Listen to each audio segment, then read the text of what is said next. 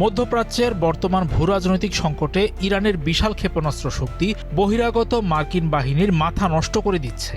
মার্কিন সেন্ট্রাল কমান্ডের দাবি, ইরানি ভান্ডারে ৩,০০০-এরও বেশি উন্নত ব্যালিস্টিক ক্ষেপণাস্ত্র রয়েছে।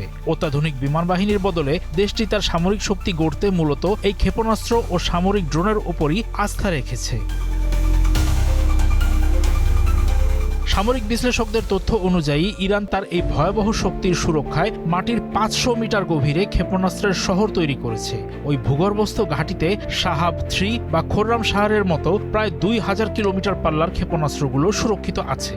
তবে এসব ঘাঁটির প্রবেশপথ বা লঞ্চার চলাচলের পথ ধ্বংস করতে মার্কিন ইসরায়েলি যৌথ বাহিনী যেভাবে উঠে পড়ে লেগেছে, তাতে করে সেগুলো অকার্যকর হয়ে পড়ার ঝুঁকিও দেখা দিচ্ছে। এক্সট্রিম মশার কয়েল প্ল্যান্ট ফাইবার দিয়ে তৈরি, ডেঙ্গু, চিকুনগুনিয়া বাহি সহ যে কোনো মশার বিরুদ্ধে দেয় এক্সট্রিম সুরক্ষা।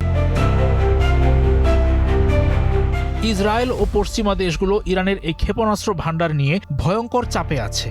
সাম্প্রতিক সংঘাতে ইসরায়েল দাবি করেছে তারা তাবরিজের মতো গুরুত্বপূর্ণ ইরানি ক্ষেপণাস্ত্র ঘাঁটিতে আঘাত হেনেছে। বিশ্লেষকরা এখনকার এই পরিস্থিতিকে সালভো যুদ্ধ বলতে চাইছেন, কারণ এখানে ট্যাঙ্ক আর যুদ্ধজাহাজ দিয়ে প্রতিপক্ষের ভূখণ্ড দখলের চেয়ে তার ক্ষেপণাস্ত্র ও আকাশ প্রতিরক্ষা ব্যবস্থা ধ্বংস করাই মূল লক্ষ্য হয়ে দাঁড়িয়েছে। লোরেস্তানের খোররামাবাদ ও ইস্পাহানের মতো এলাকায় ইরানের প্রধান ক্ষেপণাস্ত্র উৎপাদন ও মজুত কেন্দ্রগুলো অবস্থিত।